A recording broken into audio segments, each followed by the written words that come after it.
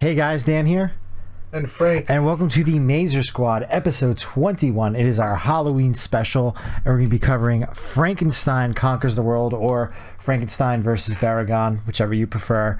And we got a couple of things we're going to be covering, including Godzilla Here There Be Dragons issue 4, only one more to go on that one, and Ultraman Blazar episodes 7 and 8, our first two-parter episode of the series. yeah, we have some good stuff tonight. Yeah, but before we cover that, we do have some news. Do you want to start us off? Yeah, there's just been a little, we covered them before. We've talked about the remake, and there was just a little recent interview because they were hyping up the release of the Marvel's Werewolf by Midnight color version on Disney Plus, and they brought up them to Michael Giacchino, who's a composer now turned movie director who did Werewolf by Midnight, and they asked him about them, and they asked him, did he pitch the movie, and he said he didn't really particularly pitch it. They kind of came to him and they were like, well, what do you want to do? And he was like, well, you had this little movie in the 50s. It was pretty popular called Them.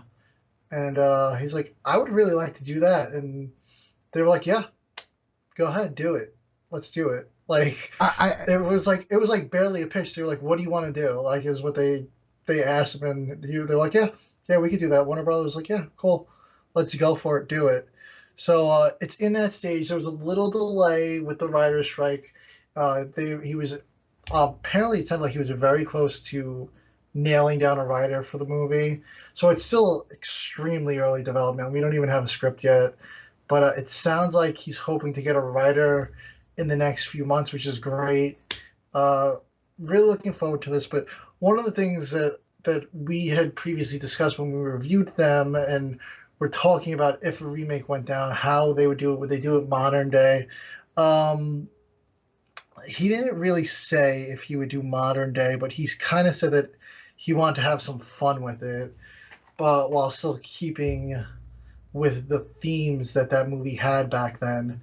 So I still feel like I don't know. I don't know what you think, but I just think personally that it would be a really cool black and white movie because you're like, I feel like CG ants might look cheesy. I would love to see like a practical effects ants like they did back then, honestly. So, the fact that you do have Werewolf by Midnight on here, well, Werewolf by Night on here, Yeah, and I also want to bring in the Prey Predator movie that came out. yeah, They are both movies that, while they both went direct to streaming, they didn't have multiple versions.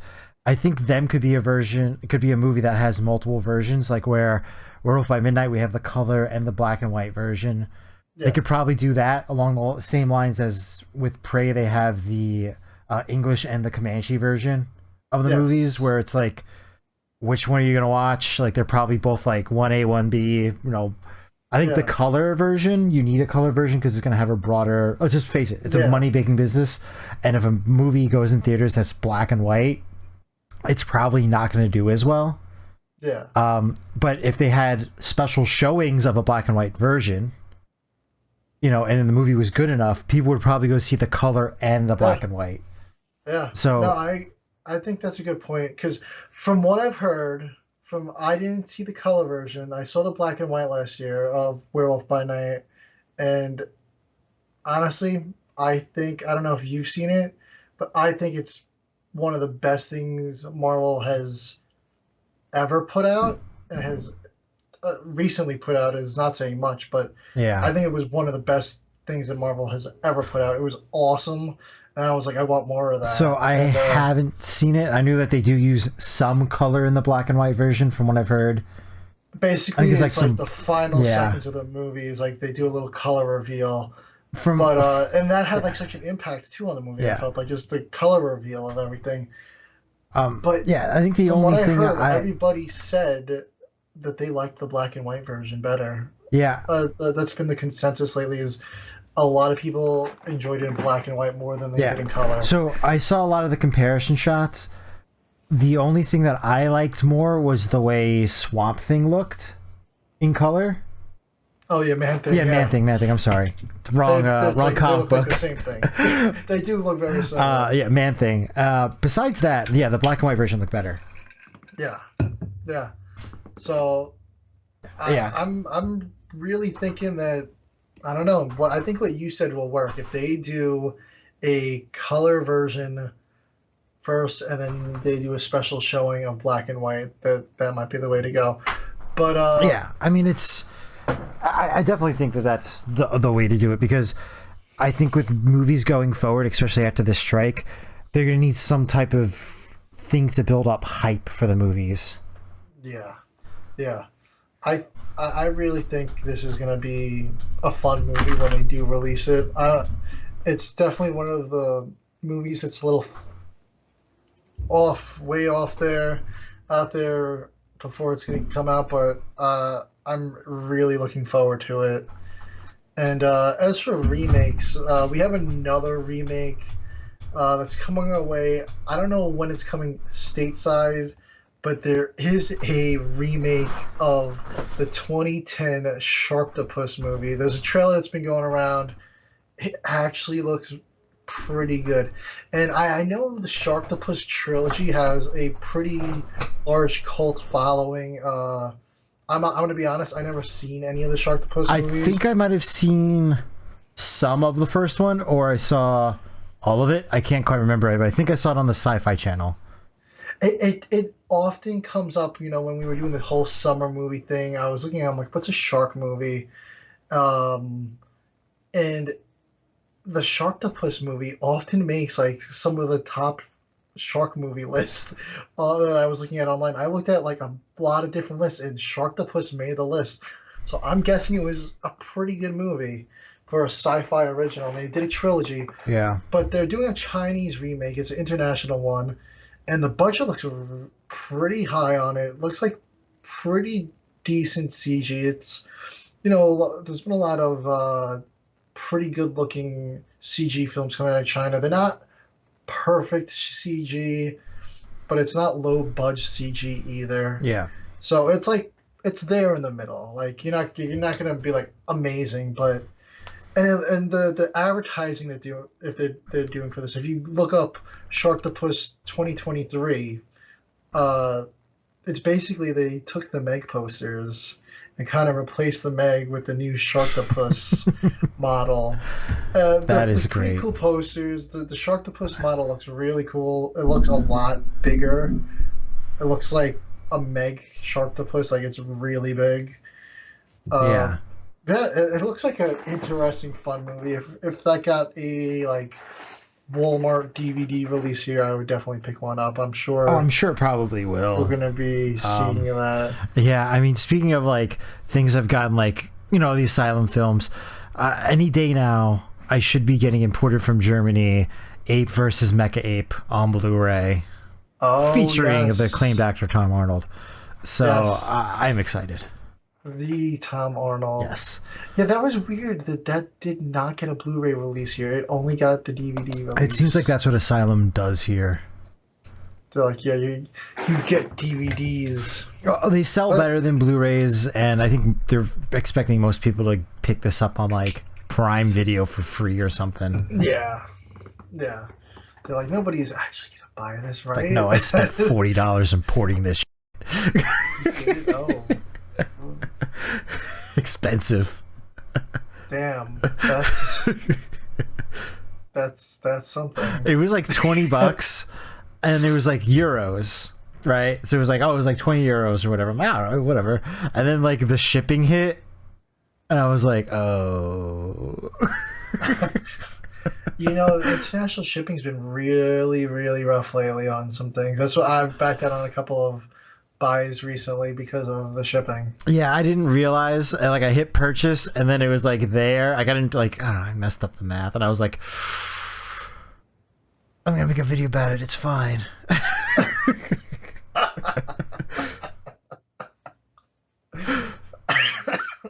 Oh my god, that's great. Yeah.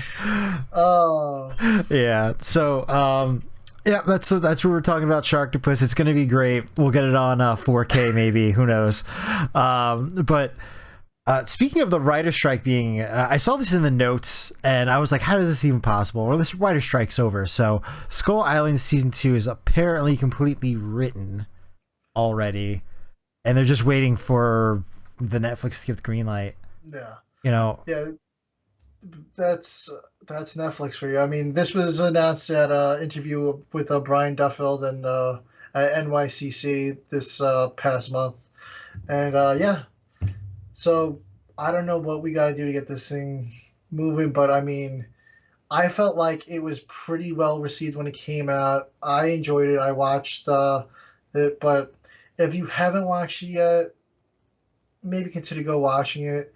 And if you did watch it, maybe give it a rewatch. Maybe the extra views will help Netflix push this through. But I know between the writer's strike and the actor's strike that I don't know how Netflix has been acting with the renewals lately.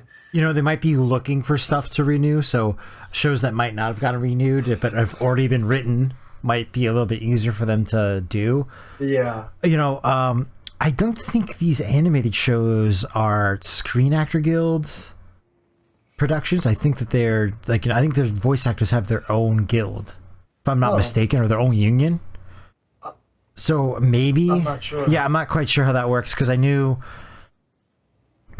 during Dragon Ball Super there was an actor that did the voice acting for one of the characters, but he wasn't a part of whatever union or whatever the voice actors are in.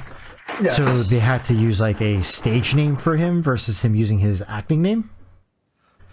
So I don't know exactly how that works, but maybe, I don't know. Yeah, I mean, supposedly they had the first round of negotiations, so hopefully it's getting closer to being over. The actors get what they should be getting, and the studios pay up a little. Yeah, honestly, I mean, I'm paying like $20 a month for Netflix, and yeah, Netflix has some balls. I mean, they just keep raising it. They're like, oh, we raised it. It's like maybe almost every 4 to 6 months now.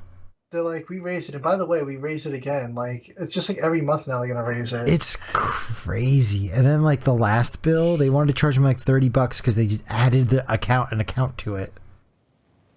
That's ridiculous. Crazy. Absolutely ridiculous. Yeah. But Skull Island was a really good show. The season 1 to me felt like a 1A. It was almost like Pacific Rim: The Black, where the first season they finished it.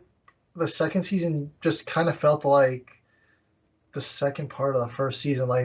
It was a very abrupt ending the first season, and this is how this season they had pretty much full closure, somewhat, with the show. But the way it ended, you ended with one character in this spot, the other one in that spot, and you're like, what happens next? Yeah. So there was a lot left open. You couldn't even really say that there was closure to this show at all. It's like there has to be another season. So I'm really hoping. Pretty risky for Netflix show. Yeah, I'm they have the second season written already.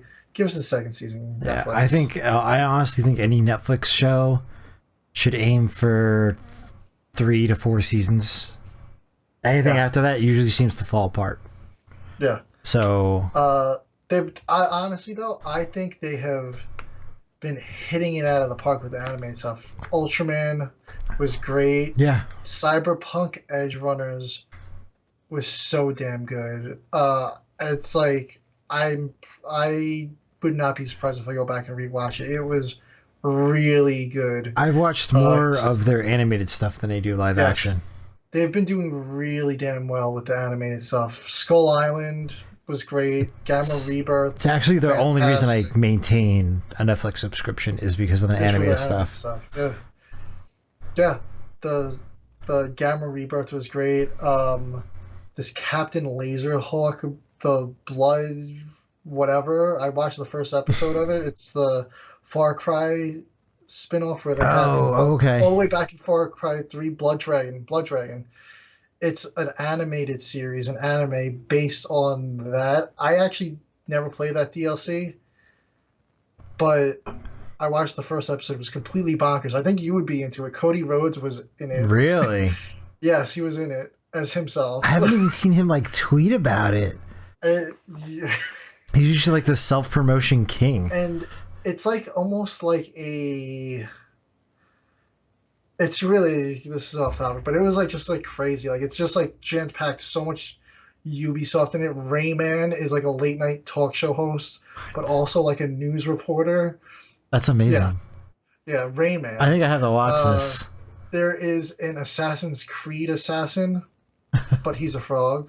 A frog man. There's like a Power Ranger type team also on the show that he fights in the first episode. Some really cool action. I mean, but really good anime. And then they do these like, they did like a couple of these transition scenes where it was like a 8-bit game where they're walking around, the characters are talking, and instead of like showing the fight, like even with the Power Ranger team, the fight was a side scroller action, like Mega Man shooting type of fight. But then they had some like regular fights too. But like there's a part where they gotta sneak through the facility. Instead of actually showing them sneak through the facility, they show them sneaking around as a video game, taking out guards. Yeah, it's like a good way to like cool. save on budget. Yeah, it probably is, but it was actually really good. I haven't got to watch the next episode yet, but I was like, oh, another good animated series by Netflix. I mean, they're crushing it. And then, you know, we haven't got a trailer yet for Ultraman.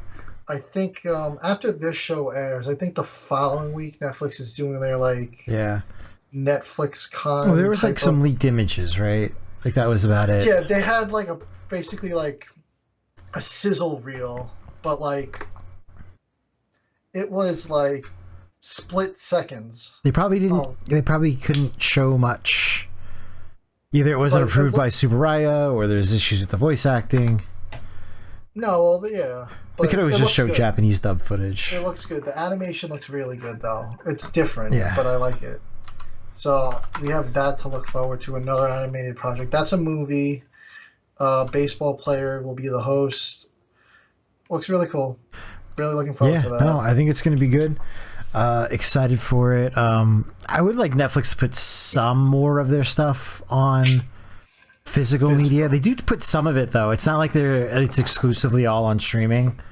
Yeah. Some of their more popular shows, I believe, like Stranger Things. I have a couple movies, Netflix movies. Either they get Criterion Collection, or they just get like Netflix licenses the movie, and then they still get a physical release afterwards. Like I have one right here. Man from Toronto. That was a Netflix movie, but it got a Blu-ray release. Pretty good. That kind of leads into our next discussion here. Yes. Best Buy and Target abandoning physical media, and Walmart's ditching Xbox games for physical. So the Walmart thing I'm not as worried about because I'm not too worried. The Xbox games make sense because if I own an Xbox, I'm getting Game Pass. I'm sorry. It doesn't make any sense to not to buy a video game for Xbox. Yeah. There's really not any reason to own an Xbox, honestly, in my opinion. If you own a good computer, you don't need an Xbox unless you really want to play it on TV. Yeah. Get a Series S. Yeah. And get Game Pass. Yeah, no, honestly, that's what it is. And Walmart is current. I think they have like 60% of the physical market or something more than that. Like they do a lot of physical media at they have become like I've been following the Steelbook subreddit. They are like the new unsung heroes of that Reddit now after Best Buy. Best Buy was the Steelbook place. Yeah. They're loading up the shelves. I've been seeing a lot of posts about Walmart, and they are just like doubling down on their Steelbooks, it looks like. Yeah, so Walmart, there's this big distributor, I forget what the name of it is, but basically it's owned by like Disney, Warner Brothers, Sony. Like they all own a piece of this distributor because they were like, why are we paying a distributor? We should all just cut out the middleman and just have our own. Yeah. Walmart was in talks to buy it. That's how serious about physical media they were. I just think the price was maybe a little bit out of there. Yeah. Because they were looking to cut out the middleman too. Like, so I'm not super worried about Walmart's Walmart. had some really nice exclusives lately. I mean, even at that Super Mario Brothers movie. They had that like crazy over the top Superstar collection where it was the Power Star tin. It was a really nice case. It had a display stand and everything. It was a little over the top. It was big. Yeah. But Some people want that stuff. yeah, people want that. I do have a Walmart exclusive thing right here. So this is Everything Everywhere at the Same Time. Oh yeah. They have their own special 4K edition. This was a year ago when this one came out, so I don't know if they were doing steelbooks at the time. Yeah, they have a lot of slipcover stuff. Not a lot of nice slipcovers I've seen there in my recent visit. I don't go often. Yeah. But yeah, I think they're going to be the place for physical. Yeah. And everyone always forgets about we do at least because we don't really have any around us anymore. But We used to go all the time. FYE, they have a pretty nice steelbook section. I bet not many know they had a. Where is it? I'm trying to find it. Is it the Godzilla one? No, well, they do have the Godzilla one, but they also had the steelbook King Kong vs. Godzilla. Oh yeah. This is a awesome steelbook. I think it just went out of print earlier this year. They had them a while, but they are gone now. I believe I took it off my shelf for a video. Awesome steelbook. Can't quite find mine. They had Godzilla 2014. They had a couple of the MonsterVerse movies on steelbook, so they don't get a lot of press to their steelbooks. Like that King Kong vs. Godzilla one, kind of just. I was browsing the site one day, not many people were talking about it, and boom, it was there. So you should always check FYE's website as well. They're usually pretty well stocked, so even if. Yeah, there it is. That's a pretty sweet Godzilla 2014 steelbook. This was the Blu-ray version without the 4K, so I actually have double dipped. I have two steelbooks, but I'm not getting rid of this. It's a nice steelbook. Yeah. Yeah. I'm a sucker for a steelbook. You guys all know that if you follow me. Oh, here it is. But yeah. It's such a nice steelbook. Yeah. Check FYE. Target is still going to be selling online, I believe. They're just not going to have it in stores. Yeah, which makes sense. I mean, their book section's crazy big, and they do really good on music there, like as far as like vinyl and stuff goes. Yeah. So I mean, but I heard they were even ditching the books though. Target. I heard they were ditching literally all physical media, including books. But that's not a good idea. Because I know a lot of people that buy their books almost exclusively at Target. Because my argument with Best Buy and for Target and to a lesser extent Best Buy was, when was the last time you walked into the store and bought something like a Blu-ray there, when it wasn't buy two get one? Yeah, you're right. So unless it's something that you're into, you're collecting, if there's sometimes a certain set coming out. Like Target used to have a good exclusive. Everybody would have their own exclusive. Target had their exclusive. Best Buy had their exclusive. So Walmart had their exclusive. Also the one all's fallen off. So this is the one thing about the Target exclusives is they had these terrible cardboard versions. Yeah. So I made the mistake of buying a Target version once, and I was like, never again. Yeah. So, it's the same thing. Best Buy had great steelbooks, and I would buy steelbooks from Best Buy, but that would be it. I would never buy the latest movie from there. Some of the steelbooks are so expensive too. I really wanted to pick up their Meg 2 steelbook, which came out today, by the way. But I don't know, $35 seems a bit steep to me. I know it's not crazy out of the question, but I'm like, I want a buy two get one. Yeah. The Blob, I really wanted to pick up the 1980s Blob steelbook. Looks awesome from there. I believe that's a Shout Factory release, but the steelbook is exclusive to Best Buy. And it looks a lot better than the Shout Factory version. Yes, it does. And the Shout Factory, they do have a nice little collection with some little paper goods, but I really rather the steelbook over the paper goods. I do. I agree. I mean, usually I'll get it on whatever, but I really don't like the way the Shout Factory version looks very much. Yeah, it looked alright. But I'll get it. It's not a big deal. I would kind of really like them to do the classic Blob with the Steelbook and that one. It would have been cool if they did like A double pack. a double pack, or if they did like, all right, here's this one now. Now you got the little Blob collection. But yeah. I mean, I really think the physical media is important. I mean, you see the shelf right here next to me. I have it loaded. Yeah. I have another shelf here, and this shelf is basically just all kaiju giant monster movies. Yeah. I have a little shelf upstairs for other stuff, but pretty much all my physical media is just stuff that we would cover on the show, basically. Yes. But I buy a lot of it, and it's insane how much there is out there. Yeah. So I'm not super worried about this. I think physical media is moving to more of a collector boutique commodity, and it's going to move online because it's more niche. Yeah. But that's just what it is. At least we have like some guys like SRS Cinema. They're like just killing it, though. Absolutely killing it. We could always count on them. I mean, last episode we mentioned that they have Yuzo, the biggest battle in Tokyo. They acquired that and would be releasing that. We were really excited about that. The Great Yokai War, they have that coming out. That's the latest Daimajin appearance.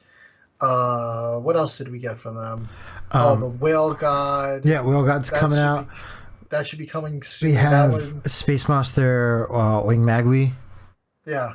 And now, last week, I think the director, Shinpei Hayashi, jumped the gun a little, saying that he had a meeting with them, but we're going to be getting War of the Ninja Monsters, Jaron versus Goura from SRS Cinema as well. I think Sci-Fi Japan has also confirmed it now as well, that's happening. But the director pretty much immediately, the day he had the meeting last week, was like, yeah, I just had a meeting with SRS Cinema. It's going to be getting distributed sometime next year. No official date yet. But it's really cool because he directed the Raiga trilogy. He helped with the Godzilla vs. Violante suit design. He did some designing with no, not the director, but the suit designer for these monsters. Did Godzilla vs. Violante designs. He did the Godzilla 2000 designs. So these are some really quality suits. He also has the suit actors from Godzilla, Mothra, King Ghidorah, All Monster Attack, Gamera 2, Gamera 3 from the Heisei era. And I don't know if you've ever seen the poster or the monster designs. We were sharing this, I want to say, probably like when we first started this. They had a crowdfunding going for it. It was a campfire. We couldn't really do it because we're here in the States. A lot of these Japanese sites, they want you to have the prefixture. We don't have that here, so we couldn't really provide funds for it. I would have loved to, but basically the monster designs aren't exactly, but this is sort of gonna be a Godzilla vs. Gamera movie unofficially. It's not. They're different monsters. They're their own monsters, but you can clearly see the inspiration. You have the big dinosaur walking on two legs versus the turtle. Yeah. Well, there's some inspiration here, and the crew behind it is great. So I'm really excited about this one. This is one, when I first saw it, I was like, these suits look incredible. And that's why I really wanted to support it when they were funding it. And I'm extremely happy that Ron Bonk at SRS has picked this up. And we've shouted him out many times, and we probably will. I feel like it's almost every show now. Yeah. It's a really new announcement. Yeah. He's just been killing it.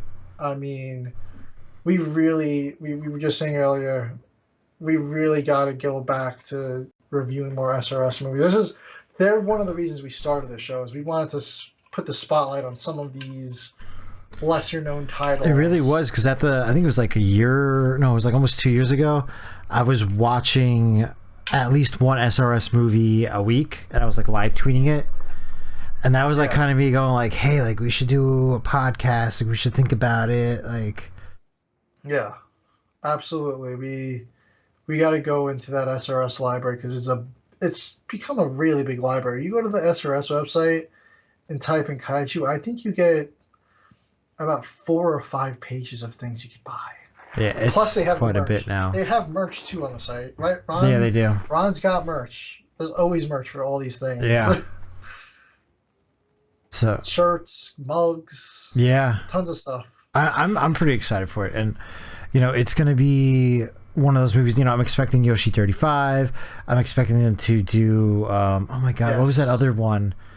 It's the same kaiju, the Kaiju Island one. You think no, it's the one where it's the same people who did Howl Beyond the Fog. It was like that magic dragon thing. I can't remember the name of it for the life of me.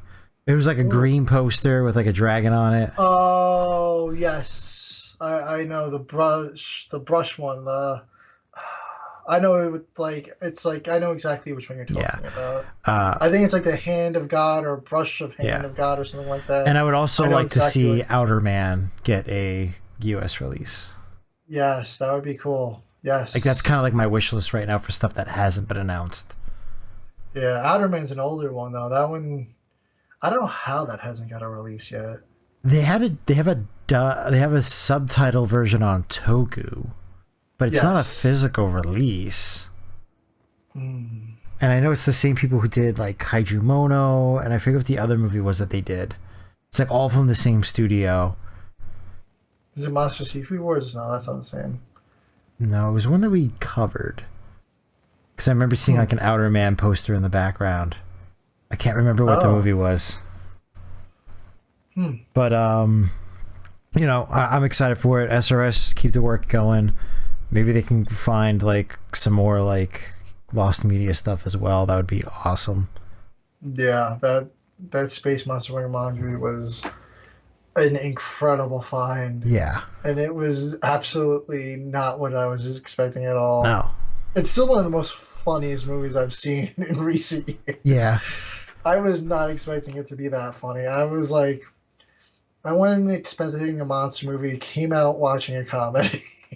Yeah, it really was. I guess they probably figured like they couldn't do much with what they had, so let's just make it funny.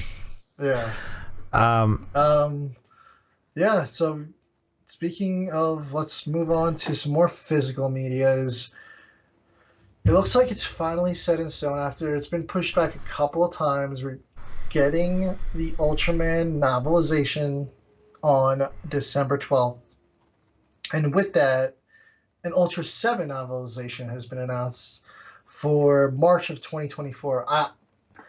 If it comes out in March, I would be impressed. I mean, with how many times this one got pushed back, I don't know if it's really going to come out in March. If it does, that's great. It's coming out from the same author. The one saving grace I think it has is the fact that they already have like official cover art for it. Yes. So it makes me feel like, oh, this is a little further along than we might think. Sorry, guys, if I'm drinking a lot. I got a little bug, so the meds have me dry. Yeah. Yeah, no. But yeah, so we have that novelization coming. And via KDM on Twitter, I don't know if you guys follow him, but you should. He's always got a lot of the inside scoop stuff on the Monsterverse. He has said that the GXK Godzilla Kong crossover New Empire novelization has been announced. It's going to be coming out April 16th, 4 days after the movie's released. So keep an eye out for that. It's a 320-page book by Greg Keyes. I haven't personally read any of the Monsterverse novelizations myself. Yeah. But from what I've seen from reviews and talk online, all the novelizations are great, and they actually add a lot more to the movie. It's like, there's a lot of stuff in these novelizations where people are like, yeah, that should have been in the movie. Especially with the Godzilla vs. Kong novelization, I heard was really good. And they're like, this would have made the movie legendary if they did all this in the movie. So I know one of the guys from work read it, and he said it basically explains the whole Shirazawa storyline that they mention for one line and they never mention again in the whole movie. And it really ties it up really nicely. Yeah, and they fill in a ton of gaps. Yeah, and it also explains kind of the whole King Ghidorah Mechagodzilla thing that happens. Yeah. So it's I plan on getting there eventually. Yeah. I'm in the middle of the current Godzilla novelization that we have out for the original 1954 and reads again. I've been chugging away at a bunch of stuff, so I've been a little slow with reading that, but I think I'm gonna go full speed with that the next couple of weeks. Yeah, I have such a backlog of books. It's quite amazing. Yeah, my goal is to finish that one before I get the Ultraman one in the mail here. Yeah. That's hopefully. Yeah. And I think that's about it for our news. Yeah. Do you have anything else? No, that's it as far as news. Lots of books. Lots of books. But there's also a Godzilla Valentine's Day book. There's a comic book, and then there's the Godzilla Love Children's book. So that's the other one. I think that comes out in December. Really? But you can find that on Amazon. It's I think it's called like I forgot. I've seen the book, but I didn't realize it was coming out in December. I mean, I guess it has to if you're going to buy it for Valentine's Day. I have it right here. I think it's coming out around the same time. It is called Love from Godzilla. December 26th. Here's, I don't know if you guys are able to see it very good. There he is. $10 book. We got some Jet Jaguar action in there. It looks like a pretty cute book, actually. Yeah. But for $10, it's a little stocking stuffer. Yeah, and if we're going to continue over onto some more Godzilla news, well, not news, book releases, we have our review of issue 4 of Godzilla Here There Be Dragons. This is a pretty interesting issue, and I think I know what the ending of the series is going to be, but we'll get to that at the end of the review. Because there's no way that they're wrapping this up with one more issue. I do not see how they wrap this up in one more issue at all. I mean, they progressed it pretty quickly. They did. To getting, but I feel like it's going to be rushed if they really do. I don't know. Yeah, no. So, basically, we open up and we see paintings of Titanosaurus, King Caesar, and Udaku, which is the giant octopus. We'll be hearing about them later in this episode as well. So these are all fights that have previously happened. They're cave drawings, and basically, you can go. Yeah, we see that they've basically previously fought Godzilla, and he's like one of the main things. He's at the bottom of the cave paintings, and they get Godzilla's name there. They were on the island at the time, and this is where they discover Godzilla's name is in these paintings and drawings. Yeah.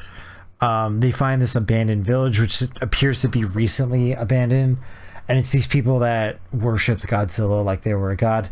I got from this like first quarter of the comic book showing the village and everything, just gave me like Skull Island vibes. Like they just swapped out Godzilla for Kong. Well, it's funny. Frank said something similar along the line of that. He's like, I felt like this issue could have swapped like so many other characters and monsters out for this story here. He's like, I felt like it was a very plug and play story for this issue. Yeah, I did too, but it's still going in a really good place. They do also emphasize a lot on the human aspect of the story.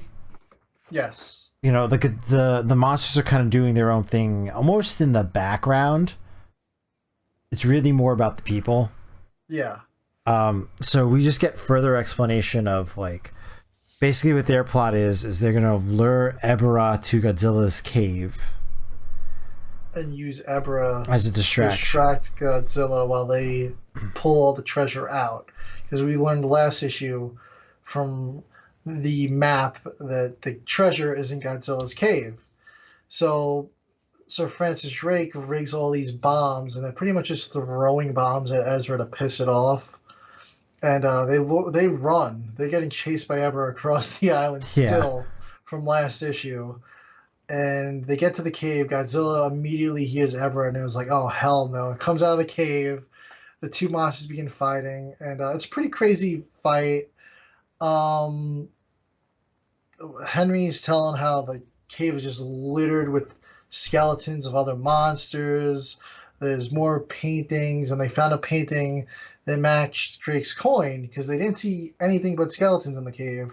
But they found a painting that matches Drake's coin, and underneath the painting, they move some stones, and it pretty much brings them into another room that's filled with the treasure. So they finally found the treasure. They're all celebrating, and then Bianco shows up and begins killing a bunch of the crewmates as they're celebrating that they found the treasure. And that's where it leaves off with the human aspect. And it cuts back to the fight with Godzilla, still going with Ebra. Godzilla's going back and forth with Ebra. He rips off one of Ebra's claws and begins to beat Ebra down with it. And just as Godzilla's about to blast Ebra with an atomic blast, a Dako, the giant octopus, shows up, grabs Godzilla, and pulls him down under. And this ending is very similar to the movie that we're about to review as well. Yeah, and also the Ebra fight with Godzilla, tearing off the claw. He almost got the little taunt. I thought after he did the atomic breath, maybe we'd get the taunt, but we didn't get the atomic breath. No. But one of the, it was a good issue, action packed. The kaiju fight was pretty well drawn.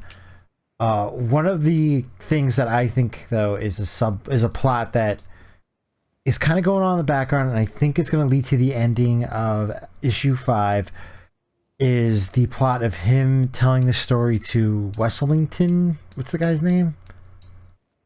I think it's Sir Francis Wesselington or whatever. Something like that. Yeah. He's encouraging that he drinks all this wine and food and stuff, and he keeps telling the story. He's giving him more details than he was giving the other guards. The guards are protesting, and they're like, why are we doing this? He's a criminal. He's spinning tales. He's just a drunkard. I think that he knows that everything that this guy is telling is true, and this series is going to end with him being poisoned from all the wine that he's drinking. And it's going to be revealed that, because why would he show up and just believe anything this guy's telling him and be asking all these questions and everything if he wasn't already a part of the conspiracy? And he wants to, it's his job to know how much this guy knows and how much do other people know. Who are the other people that know about this? And he's been threatening these guys the whole damn time. Yeah. To say, yo, shut up and stop. Yeah, let this guy talk. Let this guy talk. And he's been asking him all these questions. Oh, where'd you get the dynamite from? Oh, who else was on the island? Wow. That's my, at least that's my opinion. Wow, that is pretty damn good. Because I'm still thinking, like, there's no way that they're finishing.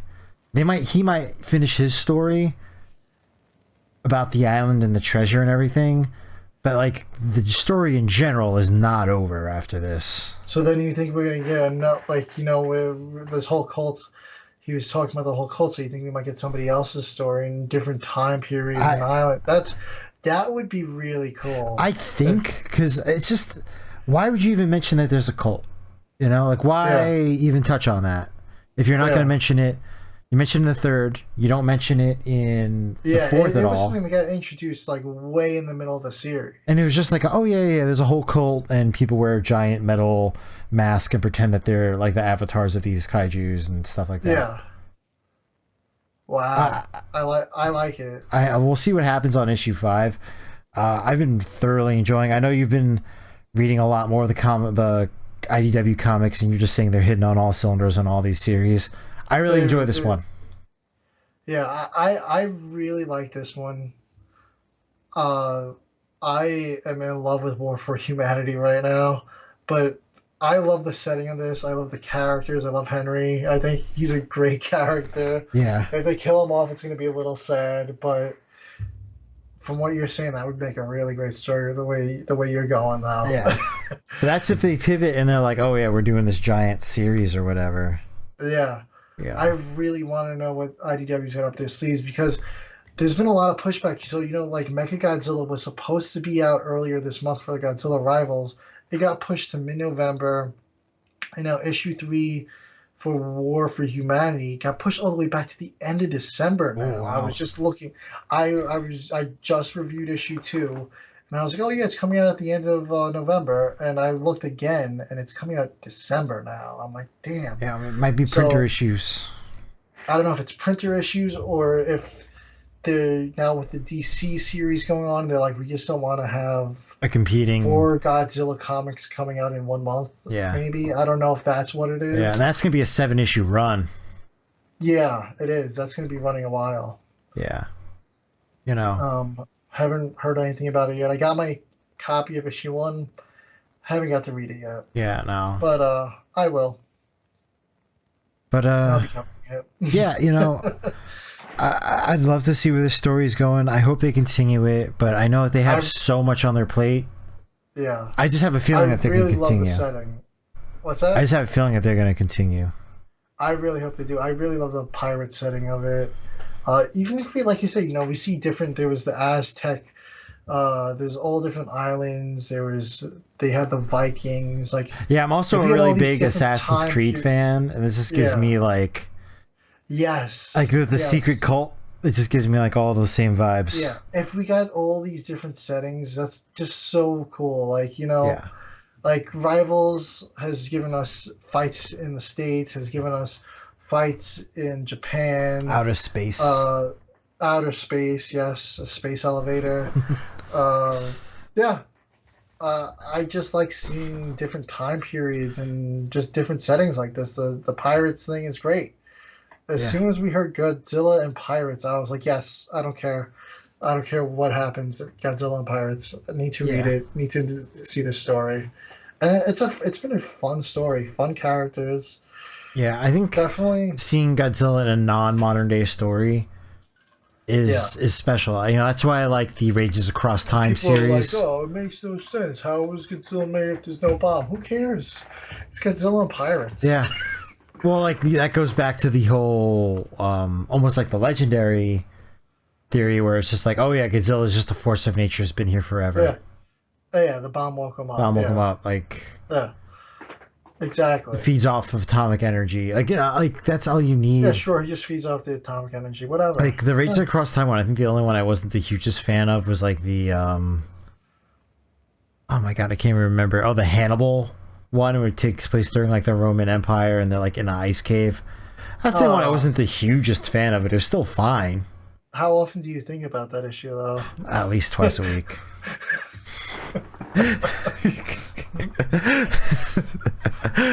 But yeah, we'll see what's coming up next. And you had to bring up the Roman Empire. Speaking of next, terrible transition. We're going to be doing our review of Ultraman Blazar's episodes 7 and 8, the first 2-parter of the series. And Ultraman, finally gets his first little power up at the end of this duo. Because I was watching this and I was like, man, Ultraman Decker. It was the second episode. He's got a variant form, and I think it was the 4th episode. He's summoning classic kaiju to fight for him. On this one, I'm the second episode, he's got a fishing pole. I mean, the show Ultraman series, he didn't have all these crazy powers. Oh, no. Ultraman didn't have all these crazy power-ups. No, not at all. Day. But, yeah, I get it's part of the modern day thing. Yeah, and, one of the things I was kind of excited about was, the first episode was very serious, and the second episodes were very, very fun. The continuing ones were very funny, and I really thoroughly enjoyed them. But it was nice to see them get back to a serious tone again. Yes. Not much humor in these 2 episodes at all. Yeah. No, they still squeeze a pinch in, but yeah. Yeah, pinch in here and there, but nothing too much. Yeah. I guess, do you want to... Yeah, sure. Yeah. It basically starts off, Gento's just kind of at the base, and some somehow a conversation comes out that he's been friends. His professor was this world-renowned kaiju researcher, and the crew's like all excited, nerding out over it. Turns out Gento usually used to just go on like fishing, spend the day fishing with them and everything. And this upside down rainbow has been appearing in the sky across Japan. And apparently it's an omen saying that there's going to be some really crazy heavy storms coming. So it cuts to the professor. We don't know at the time that it's the professor. We just see it's an old guy walking near a lake, and he sticks his hand in the water, and then he pulls it out, and it's kind of like in pain, and he has these bracelets on him, and they begin glowing, and then an upside down rainbow appears in the sky right over him. So some time goes by, and then Gento's like, you know what? I'm gonna go fish with the professor for some reason. Yeah. So he goes fishing with the professor. It turns out it's been 7 years since Gento's seen him. And the professor's telling him this whole story about how there's been a drought, because there's been a drought going across Japan during this time right now. And he tells the story how there was a similar drought when he was a child, and how they prayed to the rain god to provide rain. And his grandmother warned him, if there's even a pinch of evil within anybody, the rain will turn into a squall. So if anybody involved with calling the storm had evil intentions, it would turn into the superstorm. So it shows in the thing that they did get a lot of rain, and basically this rain god is called Niji Kagachi, who is this guy above Dan's head over here. So shortly after their little fishing trip, Gento goes back to the base, and the kaiju appears and drains the lake that they were fishing in. They don't know what this kaiju is, so the base just sends out Earth Jaron to confront it, and the kaiju Niji Kagachi begins making the storm. At the time, they don't realize that's what they're dealing with, but it is. And the pressure begins to just hurt everyone, because now you have the storm, and there's a sudden massive pressure change going on. It's like Niji Higachi just forming the storm through its body, and everyone's just heads are killing them. And it turns out the professor is the one that has summoned Niji Higachi, and we learn his intentions later on in episode 8, which is the next one. We'll cover that as well. But all this is going down. Gento goes to the professor. The professor blasts him with the bracelets and knocks Gento down. And Gento's down for the count. He's out cold. Yeah.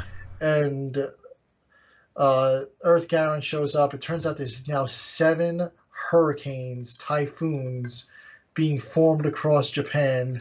Earth Jaron stands 0 chance against this kaiju. I mean, this monster is just OP. Yes. I mean, even it's just taking shots, and it's not even affecting it. Yeah. I mean, this monster was just a stud. Like, you could not touch this thing. So the kaiju just is just relentless. Gento ends up getting back up, turns into Blazar, but the Blazar Spear causes an explosion and knockback, and Ultraman just didn't really do anything with that Blazar Spear. It did nothing, and he ran out of time and energy, and he ends up having to retreat. And it's Niji Higachi still stampedes across Japan, and that's the end of the first episode for this 2-parter. And it's kind of like, wow, how are they going to stop this thing? Jaron couldn't stop it. They couldn't even get near it because of the pressure. And even Gento got knocked back by the professor. He could do nothing as Ultraman Blazar. The spear was useless. So the Blazar energy, not effective against Niji Kagachi. Yeah. So one of the, I really like this kaiju design. I thought it was really cool, and especially when it had like this like visor thing that turned into like these like rainbow wings on top of its head. Yeah, it would like double as like a helmet where it looks like it's just this creature with like horns, but then he like flips back and it's the wings and reveals the real face. Yeah. Absolutely awesome design. I mean, yeah, they've been really good this series so far with the kaiju designs. I feel like they've really tried to step up, like with the originality. We're going to be doing the 9th episode on the next, and that's like the first, I think, reused kaiju. Yeah, I mean they had the aliens, yeah, but those weren't really kaiju. Yeah, and plus we got a sentient clothes dryer in that one. Yes, they gave us what was the driver's name? I can't remember. It was like Karuru. They gave us Karuru. So you really can't complain too much. Yeah. Karuru was the hero there, and I really hope Karuru comes back for the finale. Yeah. I hope, like one like the subplots was like one of the guy's families has a farm and it's not been doing well because of this drought and it's been so hot. So when we open in on tomatoes. this, tomatoes. So when we open on the second episode, Gento's in the hospital. They wake up and they find out about all these typhoons and everything. But they're kind of like, they don't know what the motives are yet. And they're kind of like, hey, like, we're getting all this rain that we need. Like they're still kind of just like, is it really that bad? And that's when Emmy comes in with the this ancient lore, because she's like, oh, it turns out all these villages have been worshiping Niki Kagachi. All trouble pronouncing Niji Kagachi. And she's like, they all have slightly different lores about this monster, but basically they all agree that you summon it somehow and it provides all of this rain. But then there was this one city that has a story where they summoned it and it destroyed the entire city. It didn't provide a bunch of, it didn't provide all this nice rain for the crops and everything. It leveled out the whole, they said a rainbow poured out of its head and it destroyed the entire town. So that was the one story that was a little different. So Gento goes to seek out the professor again, and the professor's basically like, I think humanity went down the wrong path. We're polluting the environment. We're unnatural. And we're just going to have him just destroy all of the world. And, then we'll have the ability, because he's not going to kill all the humans, to rebuild. Yeah. Yeah. So, it's kind of his theory. Yeah. Because Gento's like, that doesn't even make any sense. Like, why would you, there's other ways to get around this problem. Like, why are you going to have him just kill a bunch of innocent people? And he's just like, I'm the bad guy. I don't know. He doesn't really provide a great reason for it. Yeah. And then, I forgot who was one of the crew.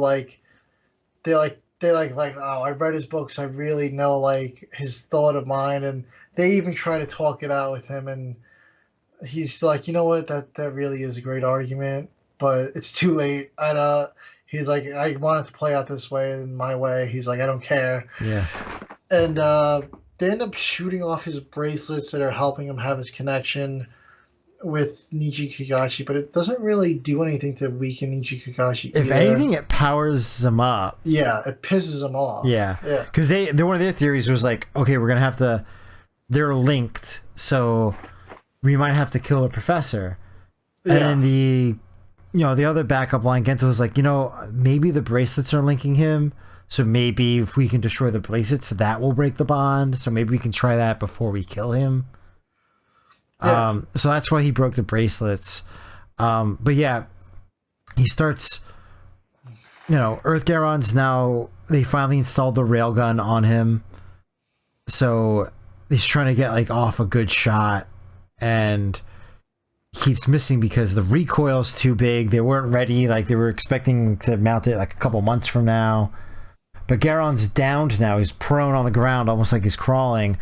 So he's like, there's not going to be the recoil. So Gento goes as Ultraman. He's like wrestling Niji Kagachi, and finally they kind of get to the point where he has like this sphere on his head. They shoot it with a railgun and it explodes. And they're like, oh, like he's weakened, like, yay. And then he goes to do, like, I guess, like his like final, like, oh, this is gonna be like my final move. Shoots, like a rainbow starts coming out of like his head. Like that was gonna be like kind of like the old story where like, oh, the rainbow came out and he destroyed everything. So Blazar jumps up, grabs the rainbow, and they're like, did he just grab the rainbow? And I guess because a Blazar is light energy, and that's all that rainbows are, is just light refracting. He like absorbs it, and we cut to like, this is the first shot we actually see of Gento inside of Ultraman, kind of like what his current status is, because I keep referring back to the previous series, but in Decker, he would kind of communicate to Ultraman during the fights and stuff, and he'd be like, they'd be going over the fight together. Yeah. But we don't get that with Blazar. Blazar just grunts. Yeah. So this is the first time we actually see what Gento's doing during these transformations. Yeah. So he's in there, he gets like a new power coin, puts it into his thing, and now Blazar summons this awesome like rainbow shuriken. Yes. Like I can see, like that's the picture that's above Frank, is like he like spreads out the rainbow energy and forms this like rainbow shuriken. Yeah, it's like giant. It's like basically, like a shuriken basically is what it is, but it's like a buzzsaw. Yes. If they made a shuriken a buzzsaw, like huge. It's like if they ripped out Gigan's like saw. Yes, like that's how big it is in scale. It's massive. So he fires it at Niji Kagachi. I don't know, I'm having such a difficult time saying it. It's the spelling's and it crazy, slices him crazily straight in half. Yes. Like OP. Typical Ultraman fashion. How are we gonna kill it? Split it in half or blow it up. That's Ultraman. Yeah, I mean that is Ultraman, but like it was one of the more brutal kills in this series. Now I'm wondering, like, how is this going to affect Blazar moving forward? Like, is this going to be something he just pulls out when he needs it? Is it going to manifest in different ways? Because it does seem that, from what I've seen online, that there are going to be other power coins that he may acquire throughout the series. Yes. So, I'm guessing, we're going to start getting a little bit more of Blazar's lore, maybe? Because it's been very mysterious up until now. Yes, that's true. So, I have seen the next episode, and spoiler, he does use the rainbow coin again. Oh. But no more lore. But I can't wait to review that episode. I'm really excited about that one.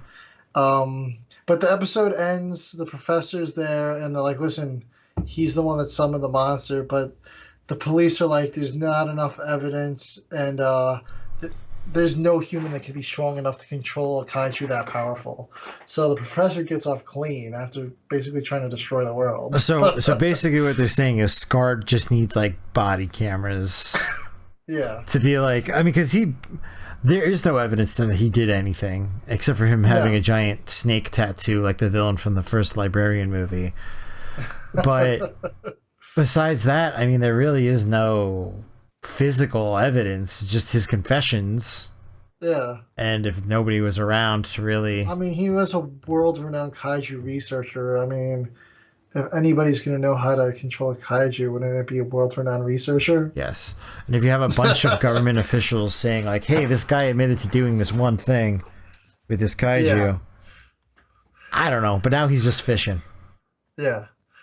Yeah. Now he's back to fishing again. That's how it ends. He's like, I'm going to go back to my happy life of fishing. I'm assuming that there might be other... Because he equates these kaijus with being gods. Yeah. So maybe he will find another god to summon. Yeah. Maybe he'd be a recurring villain. I think that he... This is almost like the second, like, deity-esque kaiju that we had, too. Yeah. Because they had the mountain deity with the... Was it the Emmy episode? It was the other... Henri. Henri. Yeah, it was her episode. That was a cool episode. Like I said, they've nailed it with the kaiju. We've only seen Garamon return. I saw Gavadon has made a return recently, which I'm really excited about that one. I heard that one was great. That was just last week. So we got some catching up to do. We'll get in there. This is episode, what did we do, 7 and 8 just now? So we're about halfway. We're halfway behind, but yeah, we're going to start catching up on these guys. Yeah. But it's been a really awesome series so far. Definitely enjoying it. Like I've said before, I'm only familiar with the show and stuff, but really enjoying it. Really enjoying it. Yeah, no, it's definitely a great series, and yeah, I guess we're just gonna have to wait till the next episode to review it. Yeah, and I guess that means that we are on to our main event. Yeah, main event time. Halloween. Yeah, the Halloween special. We have Frankenstein Conquers the World, or Frankenstein versus Baragon, however you would like to pronounce it. I guess technically you watched Frankenstein Conquers the World and I watched Frankenstein versus Baragon. It's funny because, we were talking, we were like, oh, too bad, it's Halloween's coming up. We should do a Halloween movie. And we couldn't think of anything. And then I'm like, wait a minute. Like, after we had, like, kind of, I don't even know. We were like, oh, maybe we'll just do, like... Rodan. I think that was what we were going to do. Because we're like, oh, Thanksgiving's coming up. It's like a bird. Yeah. So, but then I was like, wait a minute. After, like, we had decided on that, an hour later, I'm like, Frankenstein Conquers the World. It's literally Frankenstein. Yeah. I mean, this is the one to do. Yeah. I wish there was, Ron Bonk, I know you do some kaiju stuff. You're making Kaiju Glam Shark. If you want to do a Halloween horror kaiju movie, that might be one to do. Yeah. But yeah, I mean, this is the closest thing to Halloween that we could do, and I'm glad that we did it because obviously War of the Gargantuas, I don't even know what hand to do. Right behind me, this is the movie before that. So I really wish that they blatantly said in War of Gargantuas that this was officially the prequel to that movie. I mean, clearly it is. Yeah. But so it really is a good movie, and War of Gargantuas is a fantastic movie, which we will do one day on this show. Sure. Like I said, I want to say that for like a big show because it's maybe we'll do it for next Halloween. The Mazer Squad, that's their namesake. Yeah, the Mazer Cannon. Yeah, it's the first showing of that, and I think we have Santa's Roar on our a lot of our video intros. Yeah, that's the roar that we use. But yeah, this movie starts off and. Like, I didn't think they were gonna go here. Like, I've never seen this movie before. Full stop. I've seen it a couple of times. I didn't know that. Full stop. I've never watched this before, so I didn't think we were going to see like a Dr. Frankenstein's lab type of thing going on. Really? All right. Yeah. So I like watching this movie, and I'm like, all right. Like, I guess like how else would you get, Frankenstein in like a Godzilla universe, right? Like how does that happen? So then I was surprised by the next thing when I see walking through the door some let's say people that would be protesting outside of Disney World. They come marching through and they take possession of this beating heart. It was German. Yeah, they're just Germany. This is during World War II. World War II we're talking World War II Germany. Those people. Please, YouTube, don't take this video down. So they come in through the door. They seize possession of this heart from this, like, I don't know, Mr. Noodle looking guy. Yeah, he was a very goofy German. So he even like has like a spastic like anger flip out as like closing the door. He just begins smacking his speakers and Bunsen burners. So there was no dialogue during this, and I'm assuming it's because it was all white actors and they didn't know what to have them say. Maybe they didn't want to do German. I don't know what it was. So I just assumed that they probably were just like, just no lines, no dialogue. Just you will see it and we will explain what happened when we get to Japanese actors. Yeah. But yeah, pretty kind of funny scene because it's so over the top. Yeah. The German submarine then meets up with a Japanese submarine in the middle of the ocean. They deliver the heart to the other submarine, and then as soon as they like undock from each other, German submarine is bombed and destroyed. So then the Japanese submarine's heading back to Japan. They're like, "Oh, it's a still beating heart from Frankenstein."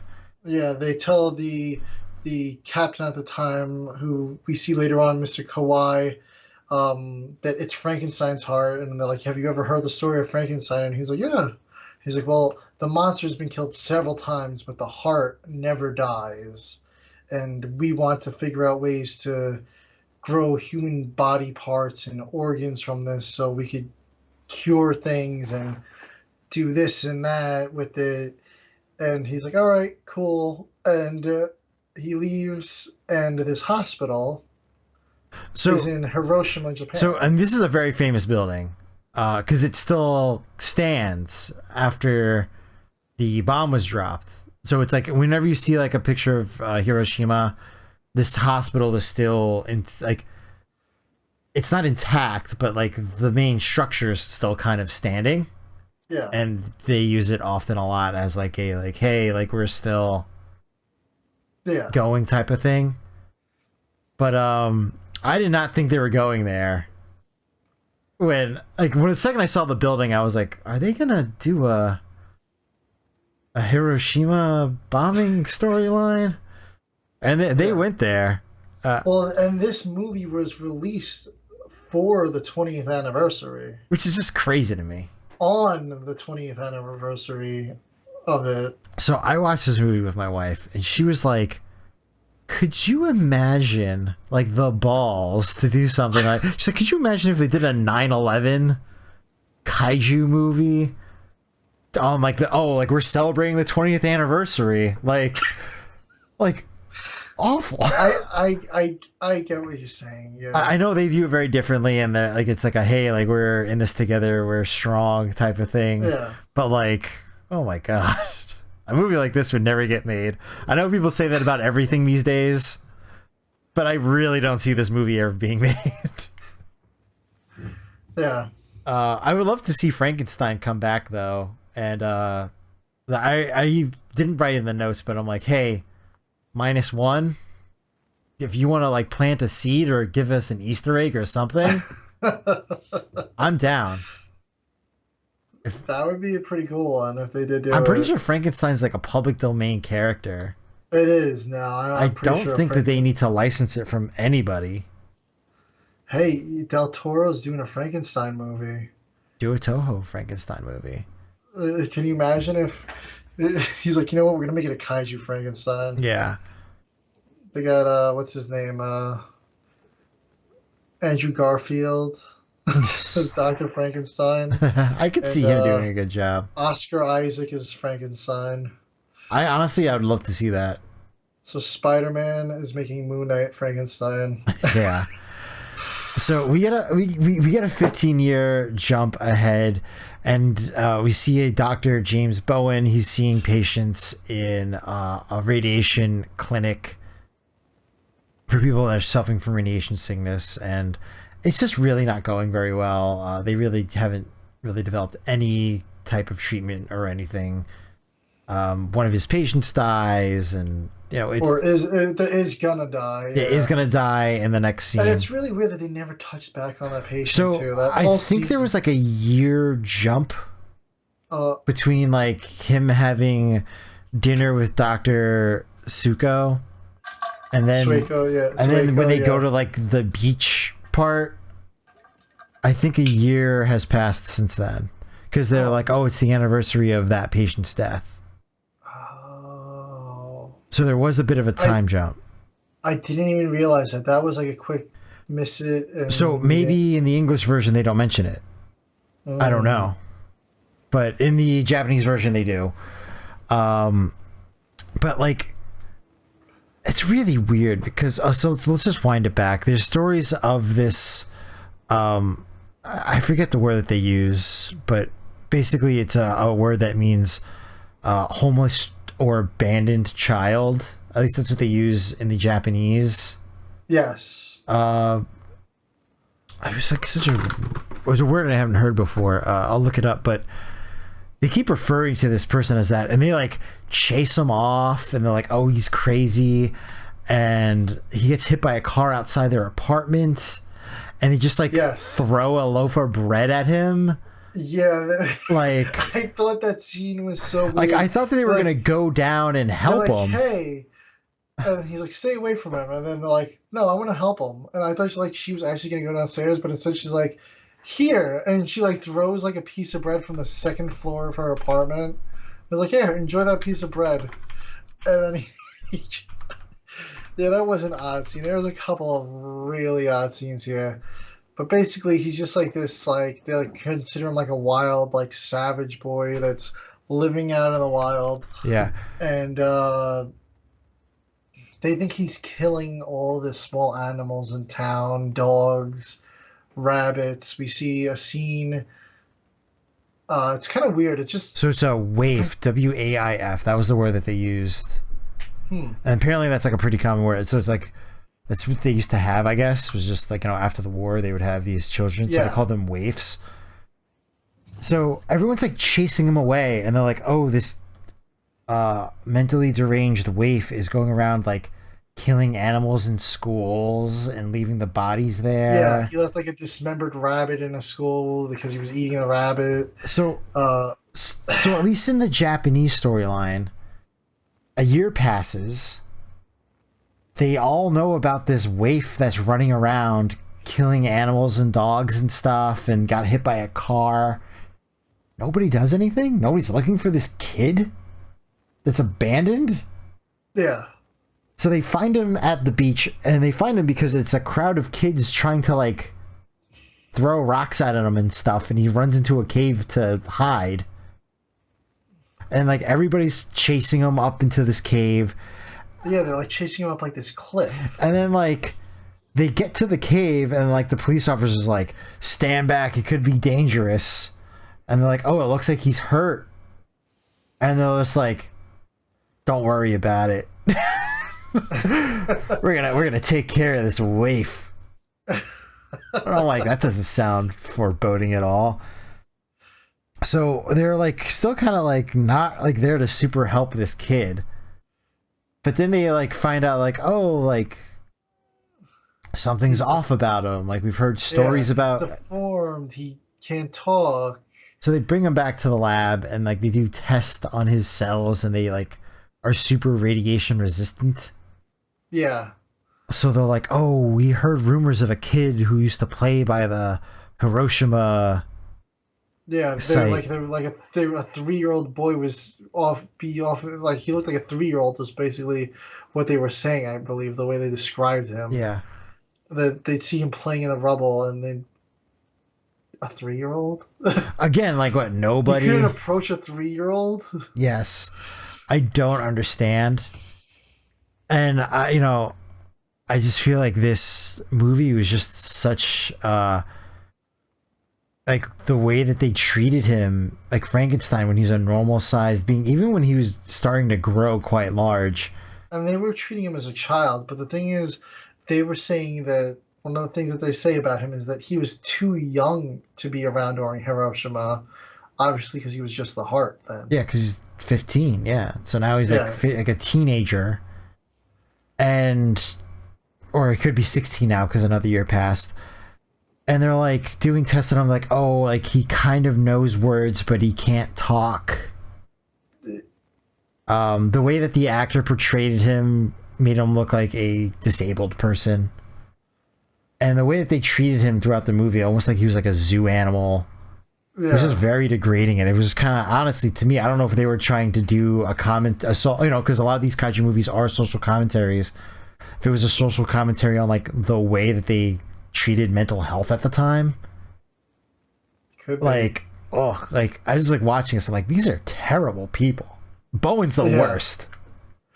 He is the worst. The other Doctor I wasn't a huge fan of, but Oh, like yeah, Doctor. Kawaji. I thought he was worse than Bowen because sometimes Sueko was like, oh, what about like he would be with Kawaji, and then Sueko would be like, oh, come on, we got to be more compassionate, and Bowen would be like, all right, maybe we should think this over a little. Like he would be all on board with Kawaji, and then Sueko would kind of sway him, and then he'd sort of be like neutral. But right off the bat, he was normally like, "Yeah, screw this kid." Yeah, yeah. Normally, if it wasn't for her speaking up, like he would be Yeah, like she was like the only like decent. decent person I out wouldn't of say the she's two. good Yeah. because at the end of the movie, she didn't do nothing. She didn't try nothing. Yeah. She'd be like, "I want to go to the hospital," and they'd be like, "Know your place, woman." Like that's the way these people were in this movie. Like, Yeah. so anyway, like they notice that he's growing, and they keep saying that, oh, he's gonna become violent. He's never been violent, No. except to animals, because we learn later that he needs protein to survive. Yes. But he's never been violent towards humans ever, and they keep treating him like an animal because they're like, oh, he's gonna be violent. Watch out, he's gonna be violent. Like there's one point where like you think that he's like kind of ogling Seiko, but he's really just looking at her necklace. Yes. And he like bashes him over the head with like a chair, and like Yes. so they're like, oh, after that incident, they're like, we're gonna lock him in a cage now. Yeah. So they bring him to the basement of the hospital. When it was clearly a misunderstanding. Like they even realized it was a misunderstanding, and they're like, he's still going in a cage. But like, and at that point he wasn't even big. He was But maybe then, the like- size of like a pro basketball player. He was taller than a regular man Yeah. when he was in the cage, but he wasn't huge yet. When he got to the cage, he got big though, like that. Yes, because he started eating more and more and more. Yeah. That's the first time he's being well fed. Yeah. So then while all this is going on, it's getting out to the news now about this boy, that they have him in the hospital and he's growing. It gets to Mr. Kawhi, we see he's working at like an oil refinery or something. He's reading the newspaper and he goes, oh, this reminds me of that Hart from back in the war. And he was the submarine captain, Mr. Yeah. Kawhi. And then he kind of puts down his newspaper, and then an earthquake occurs. We go out, we have this whole scene. The oil refinery is shaking, the ground begins to break, and we see within the rubble Baragon extremely briefly, and then a tower falls down over the whole, blocking Baragon. It was like a really good shot though, because like you kind of see Baragon in like this little like crevasse, and you see like his head, and it's like the glowing spike. Yes. And it was like a really like ominous shot of him. Yeah, it like, really was. I mean, modern day Baragon, what we saw him in, Destroy All Monsters, and GMK, and it's like kind of a joke. Yeah, it's like a doggo. Yeah, so this is like the first time you actually see him as like a valid threat to something. Baragon's awesome in this movie. Yes, I think this is the best. Honestly, I think it's the best appearance. The GMK one was good, because I'm not going to take away from that. But like the fighting in this was like off the charts. Yeah. I wasn't expecting to see that in a Showa movie. Yeah. But anyway, fast forward, they kind of chalk it up to a earthquake.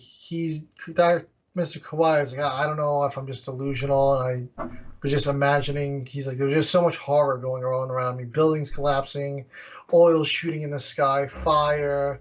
He's like, I thought I just saw something. But he doesn't really bring this up until further into the movie. But anyway, he takes the trip to the hospital to talk to the doctors, and it was like, hey, I don't know if this will help you guys, but during the war, towards the end, right before Hiroshima, I picked up this heart. It was a living heart that they claimed to be Frankenstein's heart, and they said it would never die. And maybe this boy grew from that heart.